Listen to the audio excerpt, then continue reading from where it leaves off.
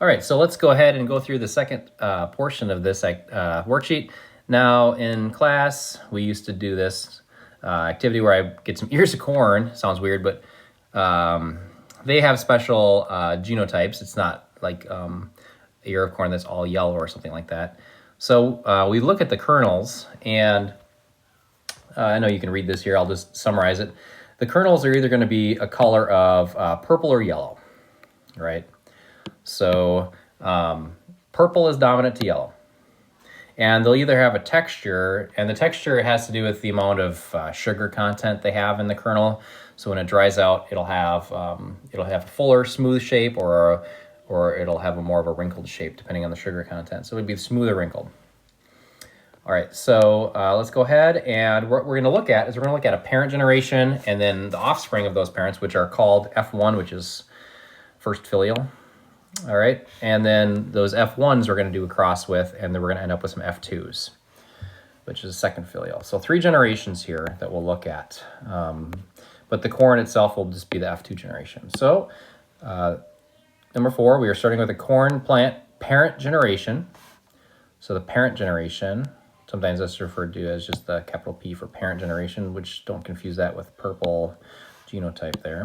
Parent generation, one of the plants is pure breeding with the dominant phenotypes, meaning it's homozygous.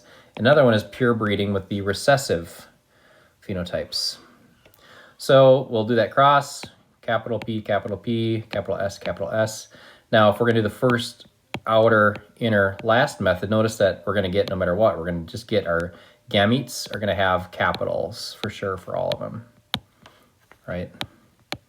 And then for the other parent, we have lowercase, and if we do first, outer, inner, last, last, notice that those are all going to just be lowercase, right? There's no other possible combination here.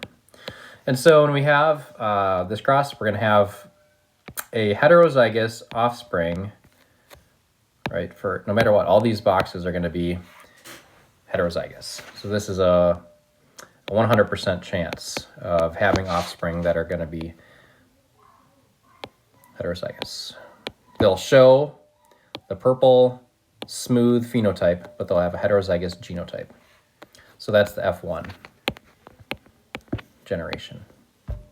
Okay, now we're going to cross these F1 plants with each other. Okay, and so this is going to be a dihybrid cross. So the F1 generation is going to be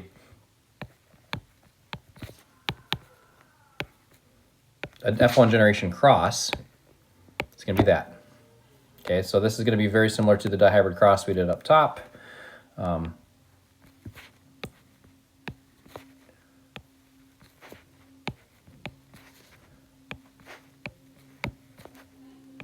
Right, so that's what and for both of them, it's going to be the same.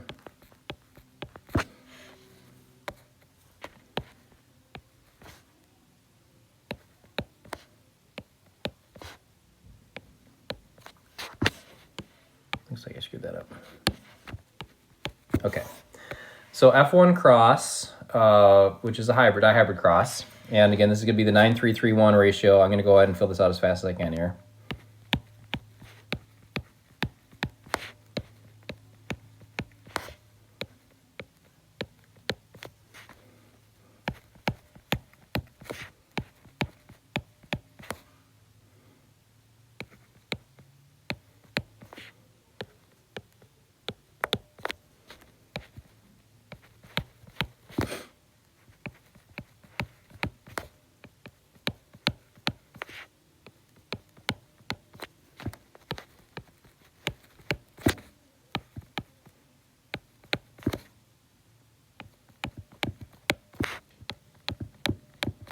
Right, so that's a 9:3:1 ratio where purple smooth,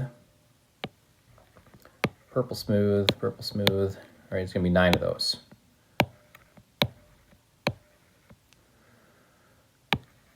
And that's 9. So purple smooth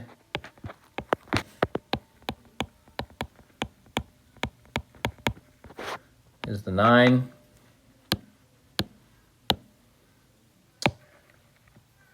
purple wrinkled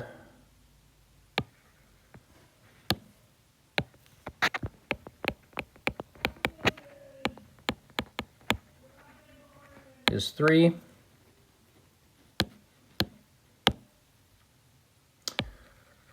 Yellow smooth